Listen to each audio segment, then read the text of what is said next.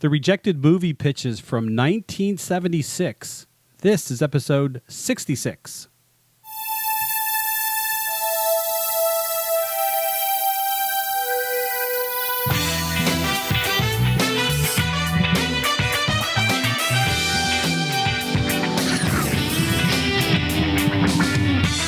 You're listening to 70s Trek with Bob Turner and Kelly Casco, the fan podcast that looks at Star Trek in the 1970s. It was the decade that built a franchise.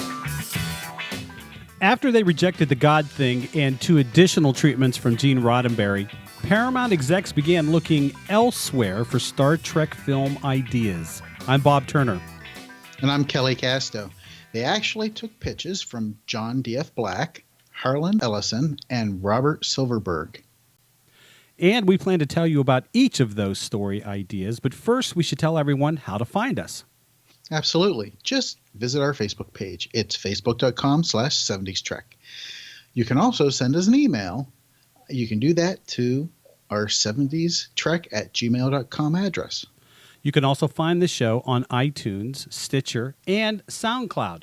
Just search for 70s Trek, and when you find it, please consider leaving us a comment or a review, please, because it will help other people find the show.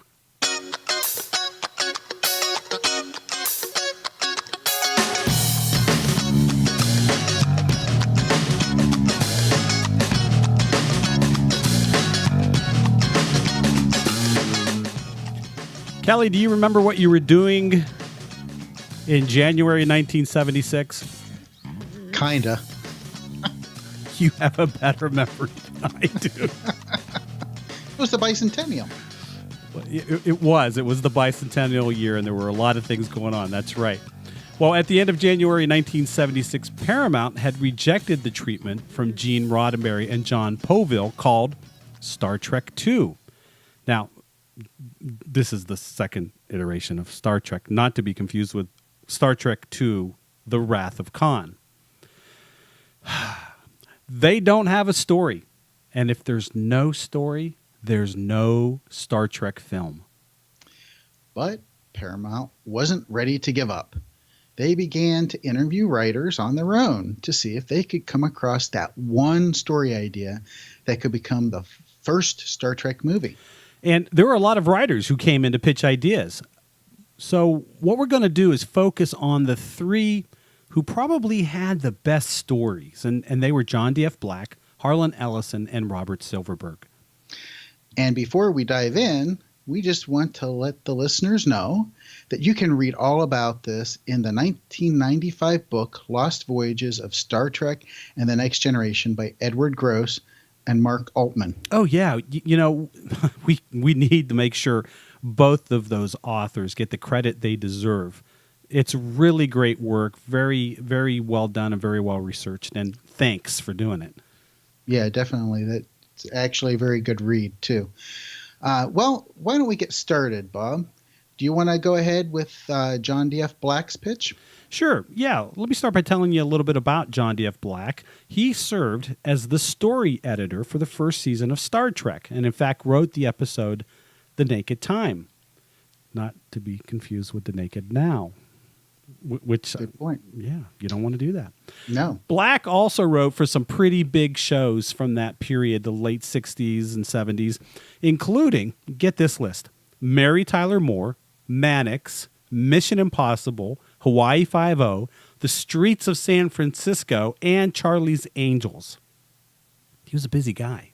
He sure was. He also wrote the screenplay for the 1974 version of Wonder Woman. That is not the one with Linda Carter, but the other one with the blonde girl that was sort of, you know. He also wrote the screenplay for the movie, and I love this, Shaft. We need some music here. I was thinking that too, but it's a Star Trek podcast. Yeah, true. Move on. So here's the pitch. There is a black hole somewhere out in the galaxy being used as a garbage dump by several nearby planets. Hey, if you've got a black hole in the neighborhood and you can dump your trash in it, what the heck? It's not like you're going to see it again. Right. But because so much positive matter has been dumped into it, it is in danger of exploding.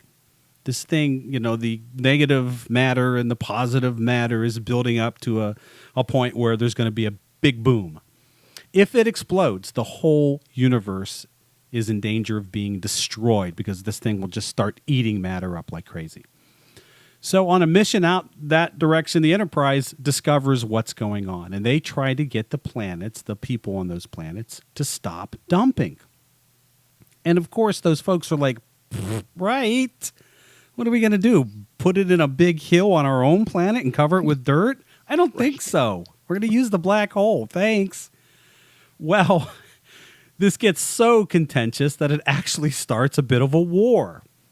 And, of course, all of that excess energy from the war and more stuff being thrown into the black hole just sort of accelerates that process, and the black hole blows up. Now, because of its distance from Earth, we've got about 106 years before we get swallowed up by it. So it's got to eat up all this other matter between us and the black hole's original position. So now the Enterprise has like a new mission, right? They're going to try to find a way to stop this black hole from destroying the universe. And John D.F. Black looked at this and thought, wow, what a great platform to launch a series of movies, of sequels. Yeah. He envisioned multiple stories where the danger, because this black hole is growing, just keeps increasing and increasing, and it would keep the franchise going for years. And it occurred to me while I was doing this, I thought, wow, this is very much like today's storytelling that you see in shows on Netflix and so forth. The very serialized approach where there's one central plot and it goes across many, many, seasons. Right. You would have the same idea through this sequel of movies. It's a neat idea. Yeah, it is. In typical Paramount style, they rejected it. Now remember, this story is about the universe exploding and dying. Paramount said, it isn't big enough. The universe isn't big enough. Go figure, right? Oh, my. Your turn. Why don't you tell us about Robert Silverberg? All right. Robert Silverberg's pitch was, out of the three, the most complete. He actually wrote a 50-page or 51-page pitch and gave to Paramount. Wow. Yeah. So let me start by telling you a little bit about Robert Silverberg. And if you haven't heard of Robert Silverberg, you mustn't read any science fiction. This guy has to be one of the most popular science fiction writers. He's written all kinds of things, and the list is huge. But I'll go through a couple of examples here in a minute, but the important thing here, he's won both Hugo and Nebula Awards multiple times. He's been a member of the Science Fiction and Fantasy Hall of Fame and a Grand Master of Science Fiction. I guess that's something people get dubbed. But with his body of work, no wonder. So really, you're trying to say that he's notable. He's a little notable, yeah. That's putting it mildly. Right. He's been writing, since early 50s and, up until... Since God was a little boy, it sounds like. Yeah, pretty much. So some of the best-known titles are Nightwings, Dying Inside, The Book of Skulls, the Majapur series, which includes Lord Valentine's Castle, and there's a whole series of those books. And, the list goes on and on. I mean, I could be here all day telling you. He also wrote the book, The Positronic Man. Now, this was made into a movie called The Bicentennial Man that starred Robin Williams. And of course, the term positronic, it pops up later, doesn't it, in the Next Generation? Exactly. Nice. Exactly. All right. Now, his treatment was called The Billion-Year Journey. And this is quite extensive. I'm going to try and shorten it as much as I can. It starts off with the crew of the Enterprise, and it's the original crew. They haven't gone anywhere. They are completing a mission on a planet called Persis that has a population that is all linked together telepathically, and they form this like super entity. So Kirk is lamenting about how lonely humans are.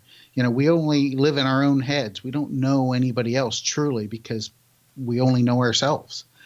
So that kind of interesting, and that plays into the story later. So they get this emergency call from a group of archaeologists, and these archaeologists are at an excavation site where they're looking at or digging up Great Ones, relics and things on Aurora 5. And the archaeologists are being threatened by some invisible enemy or force. So the Great Ones, as Silverberg describes, are the civilization that existed some 850 million to 1 billion years ago. And they had this great galactic empire.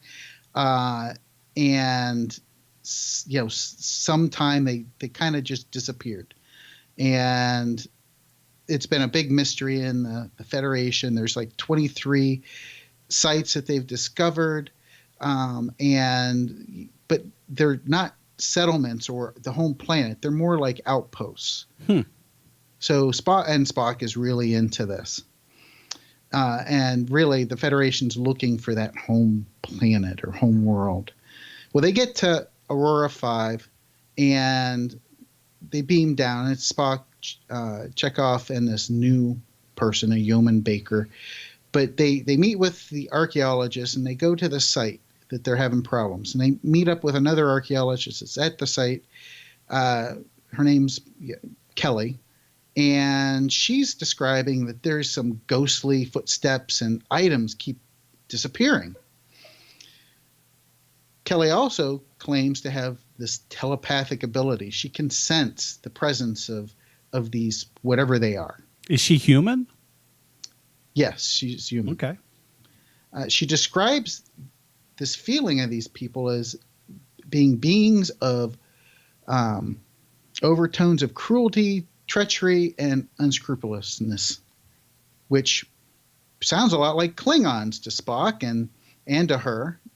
And so they kind of guess that maybe they're Klingons that have taken some of these Great One devices and it can turn them invisible. Oh, that's interesting. Yeah. So Spock says, hey, bring down some more security people, bring down some, thermal imaging devices so we can kind of see them. And and sure enough, they are Klingons and they attack and they shoot one and confirm. Once they shoot him, he's visible and they confirm he's Klingon. So these Klingons are causing them problems. Well, some days go past and they discover this globe, this metal globe. Spock does, and he's investigating it. And as he's investigating, Klingons attack. And of course, they're invisible. They fight them off with the help of Kelly, who can kind of sense where they are and help the crew of the Enterprise direct their fire. Once the battle's over and they win, this globe turns on, and it starts showing holographic images of the Great Ones. They're 6-limbed humanoid creatures that seem to have a ancestry with reptiles. Oh, yeah. Then it has pictures of a city and then caves, and there's robots in this cave. It switches then to this Great One ship, or you assume it is, in space, and it releases a bunch of robots that are carving out this vault-looking thing out of an asteroid, and they've left a robot behind. Now, based off of this image, they determine that they can kind of get a location. So they decide to go there. Now, little do they know, they also beamed up a few unfriendlies that are kind of invisible, which we'll get to later. They get to this asteroid, this vault, and they beam down and the vault doors open. But then a robot shows up, and they start communicating with him.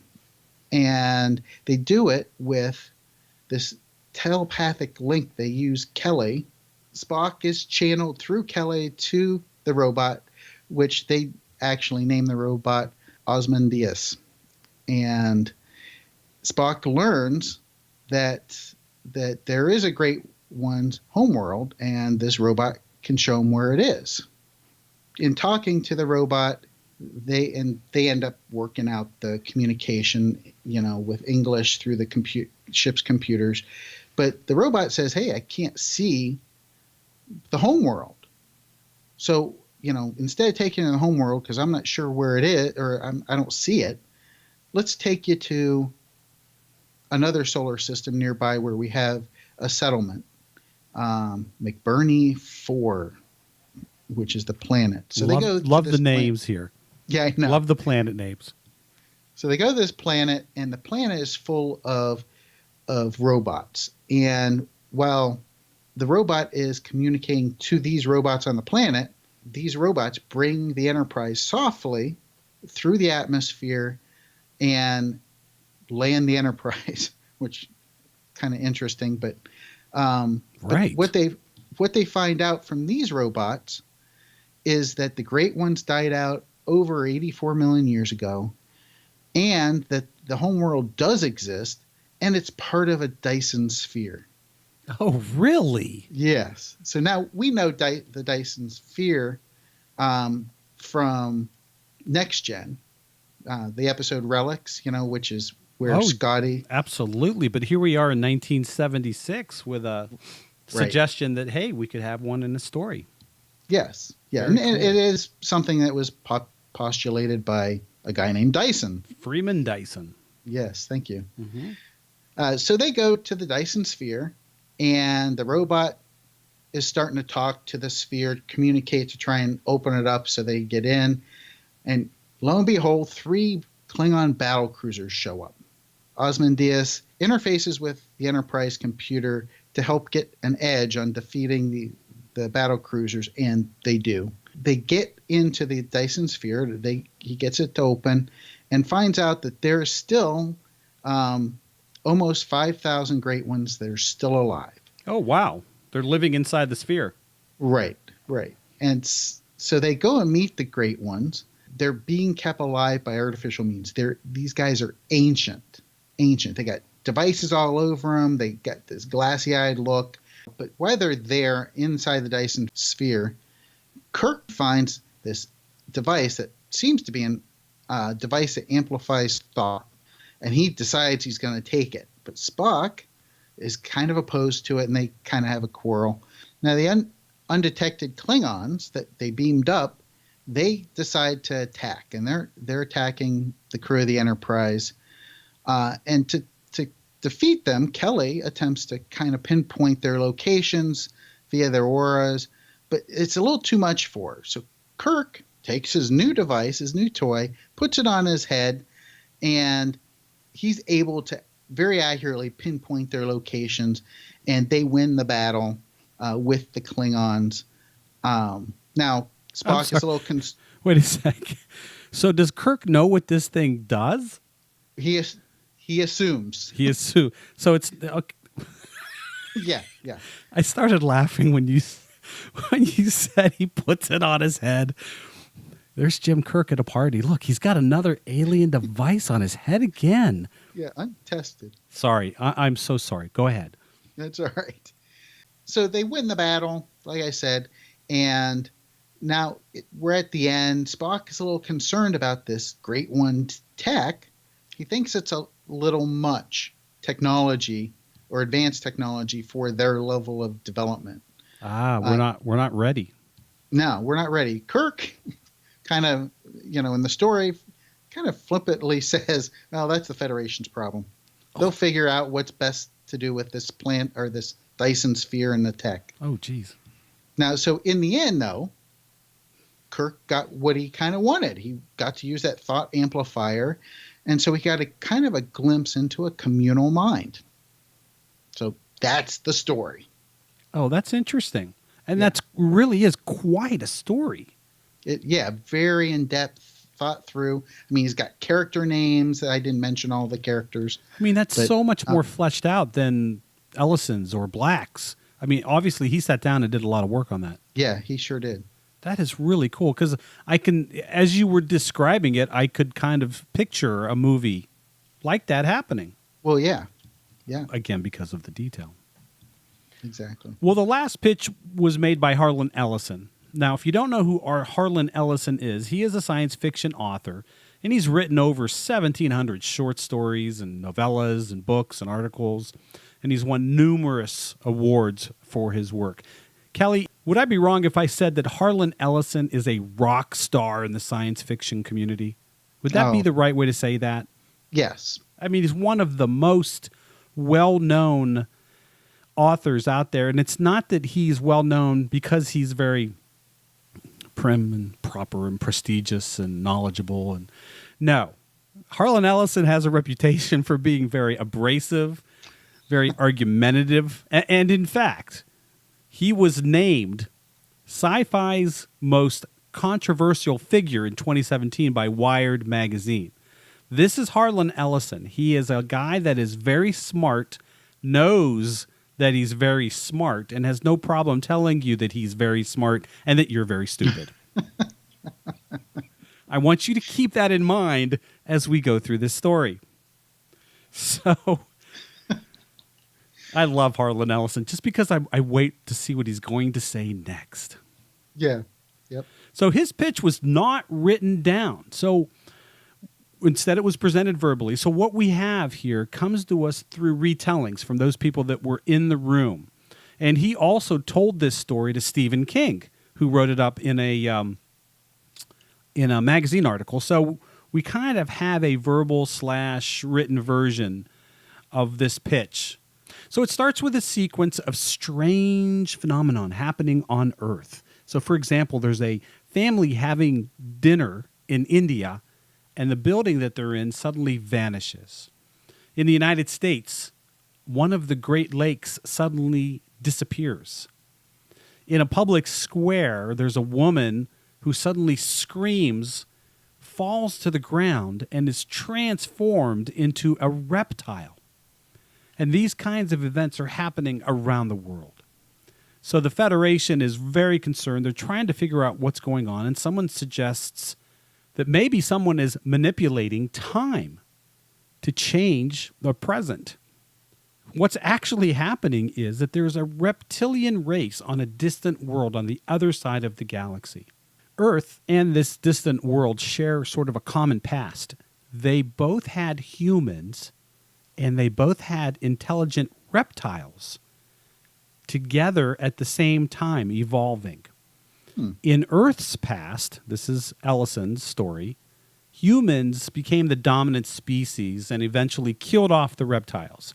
In this other world that's across the galaxy, the opposite happened. The reptiles became the dominant species and the humans died off.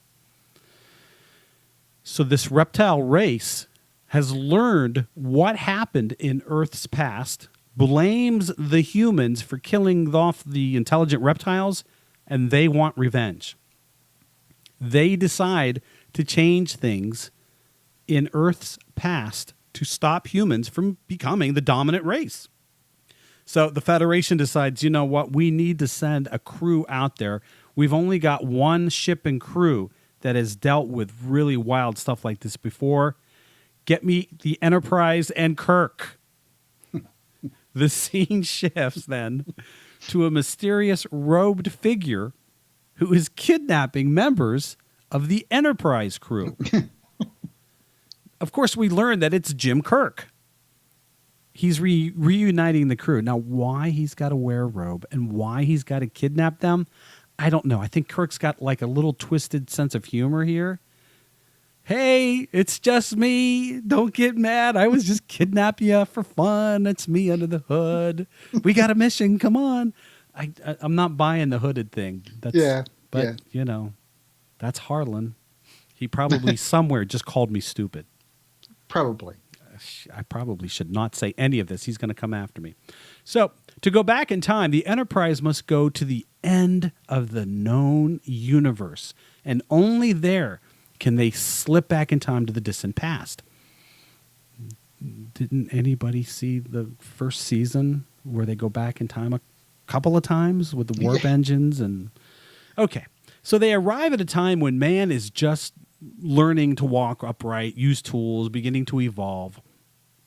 And there they discover a reptile alien. And this alien is sending out some kind of distortions meant to disrupt time and keep humans from developing. And this alien had actually gone into the Federation's future and learned about how the humans had become the dominant race and reptiles had died out. And now he wants to wipe out humans. So the Enterprise crew is faced now with this moral dilemma.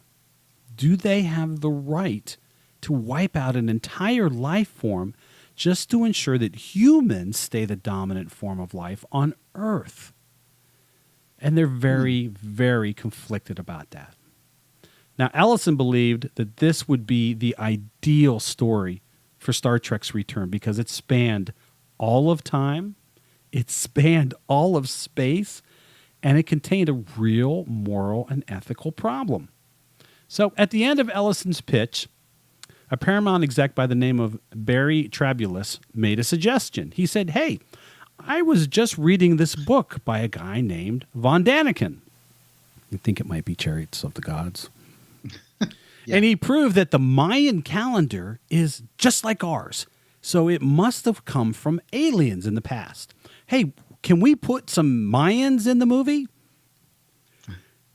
Please remember what I told you about Harlan Ellison at the beginning of this story. Ellison responds, probably holding back his temper. Oh, yeah. And he says, well, there were no Mayans at the beginning of time. Now, Trabulus responds very flippant and just kind of says, well, nobody will know. What's the difference? So this is where Ellison's abrasive and argumentative personality kicked in. He exploded and he was yelling, I'll know the difference. It's a dumb suggestion. Now Trabulus is getting a little upset. Can you imagine this meeting? Yeah. I would love to have been a fly on the wall. Now Trabulus is getting a little upset too. And he says, look, I like Mayans. And if you want the job of writing this movie, maybe you should just go along with this idea. And so Ellison answers back and he says, I'm a writer. I don't know what you are. And he walked out of the room.